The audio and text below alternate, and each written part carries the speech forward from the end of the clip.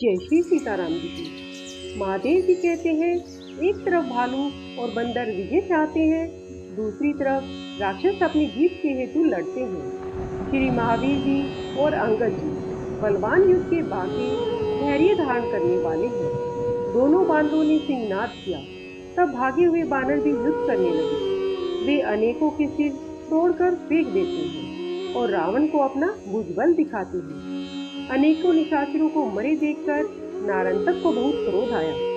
वह रथ समेत आकाश में जाकर अदृश्य हो गया और अस्त्रों की झड़ी लगा दी। क्षण मात्र में वानर सेना को मूर्छित कर वह मूर्ख श्री राम जी के पास गया। मेघों के समूह के समान गरज कर क्रोध से कड़वे वचन कहने लगा, हे राक्षस कुलद्रोही, सावधान हो जाओ, आज मैं अपने भाई के वैर के कारण तुम्हें मार डालूंगा। फिर उसने एक त्रिशूल छोड़ा, उसे जामवंत ने बीच में ही पकड़ लिया और रघुनाथ जी की जय कहकर फिर दौड़ा और उसकी छाती में दे मारा। त्रिशूल लगते ही वह मूर्छित हो गया। तब जामवंत ने उसे हाथ से पकड़कर अनेक बार पृथ्वी पर पछाड़ा और उसे बांधकर बालू में गाड़ दिया। उसी समय समस्त बानर और भालू जाग गए और अपनी अपनी इच्छा अनुसार युद्ध करने लगे। जामवंत ने हृदय में विचार किया कि यह दुष्ट मेरे मारने से नहीं मरता। विधाता की इच्छा से फिर उसे उखाड़ लिया और ललकार कर 4 मुक्के उसकी छाती में दे मारे। तो पांव पकड़कर उसे लंका में फेंक दिया। वहां रावण के सामने जाकर गिरा। तब रावण हाय हाय करके दौड़ा और नारंतक को हृदय से लगा लिया। उसको युद्ध में न देखकर राक्षसों के समूह घबराकर किले के भीतर भाग गए। संध्या समय देखकर बानर श्री रामचंद्र जी के चरणों में मस्तक नवाकर खड़े हो गए। तब रघुनाथ जी ने उन्हें दया दृष्टि से देखा। श्री राम जी ने उन्हें बिना श्रम का कर दिया। तब रीछ बानर अपने अपने स्थानों को गए। प्रातःकाल होते ही नारंतक जागा और रावण को देखकर बहुत लज्जित हुआ। तुरंत वह अकेला ही रथ पर चढ़कर दौड़ा और आकाश मार्ग से युद्धभूमि में आया।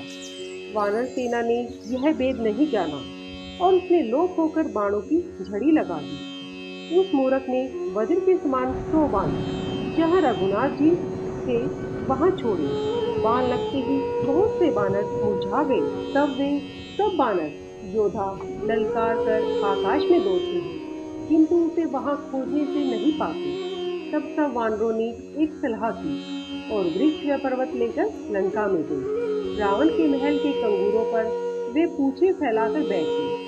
वे हाथ से पत्थर डालने लगे, जिससे अनेक राक्षस चूर हो गए। राक्षसों के समूह चूर्ण बन गए। भय के मारे राक्षसियां भाग गई और मुख से दुख का आर्तनाद करती हुई रावण के घर में घुस गई। अनेक शत्रुओं के हाथ पैर तोड़ डाले। वे दीन वचन पुकारने लगे और दुष्ट राक्षस गढ़ से निकलकर वन की तरफ भागने लगे। उन 6 बानरों ने लंका को पीपल के पत्ते के समान कंपित कर दिया। मकानों की किवाड़ तोड़ डाली और शत्रुओं की स्त्रियों के बाल पकड़कर हाथों से खींचकर घसीटने लगे। लंका में अत्यंत शोर होने लगा। तब दुष्ट नारंतक कानों से यह सुनकर आकाश से रथ सहित अत्यंत क्रोध करके वहां प्रकट हुआ। अपनी स्त्रियों की दशा देखकर वह अत्यंत कड़वी वाणी से कहने लगा, अरे मूर्खों, संग्राम छोड़कर वहां चले आए और यहाँ आकर स्त्रियों से लड़ रहे हो, क्या तुम्हें लाज नहीं आती? यह सुनकर बानरों को अत्यंत सुख हुआ। उन्होंने आर्तनाद करती हुई राक्षसियों को छोड़ दिया और शिलाओं के प्रहार से उसके रथ और घोड़े को चूर्ण कर दिया और हथियार तोड़कर उसके सारथी को भी मार डाला। रावण के सामने देखते हुए भी उसने नारंतक को पिछाड़ दिया और अत्यंत व्याकुल कर दिया। वे राक्षसों के पैर पकड़कर फिराने लगे। रघुनाथ जी का पवित्र यश गाने और नाचने लगे। सूर्यदेव के अस्तांचल में प्रवेश किया तो वानरों ने कौशलपति के चरणों में सिर निभाया। 20 बानर स्वयं रहित हो गए और लक्ष्मण सहित कृपा सिंधु श्री रामचंद्र जी प्रसन्न हुए। जब 3 पहर रात बीत गई, उधर नारंतक जाग गया।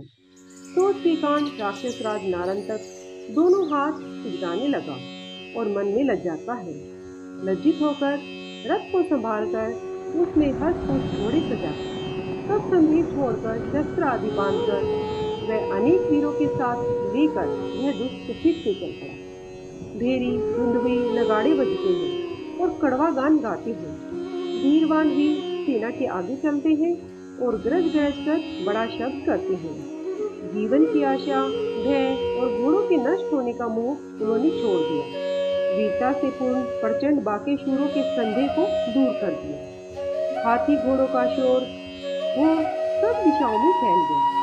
दूर से आकाश मेघों में समूह के समान भारी हो गया, जिससे अपना पराया मालूम नहीं होता। मानो निशाचरों की प्रचंड सेना प्रलय करना चाहती है। जिस प्रकार प्रबल बानर उस समय दौड़े तो सुनो। निशाचरों को देखकर हर्षित होकर बानर भालू फूल फूल कर पर्वताकार हो गए और अभय होकर एक साथ कटकटाकर हू हू करके दौड़ने लगे। उन्होंने अनेक वृक्ष पहाड़ और पर्वतों के शिखरों को उखाड़ लिया। तब निशाचरों के झुंड हो गए। उनके सिर फूटने लगे। जैसे सिंह मृगों के झुंड को मार डालता है, वैसे ही बांदरों ने राक्षसों को मारा। सवार ऊंट घोड़े ऐसे लगते हैं मानो कामदेव सेना को खंड खंड कर दिया हो। बांदरों के बल को विचार कर पृथ्वी हिलती है। उनके भार को कौन सही कर सकता है। श्री राम जी की जय, यह पुकार सब तरफ सुनाई दे रही है। बानर शत्रु से नहीं डरते। अत्यंत घोर शब्द करते हुए बांदरों का दल इस भांति आ पहुंचा है। अस्त्रों की वर्षा अत्यंत जोर से होने लगी है, जैसे प्रलय के बादल बरस रहे हैं। बानर भालू होशियार होने से नहीं पाए कि राक्षस अत्यंत निकट आ गए। एक तो काले राक्षस, दूसरे अत्यंत घना अंधकार। शीश पर शत्रु बाणों से मारने लगे। बांदरों को पसारा हाथ भी नहीं सूझता। जहां तहां एक दूसरे को पुकारते हैं। कोई राक्षस सामने आकर नहीं लड़ता। उन्होंने बांदरों को मारकर पृथ्वी पर सुला दिया। जय श्री सीताराम जी की।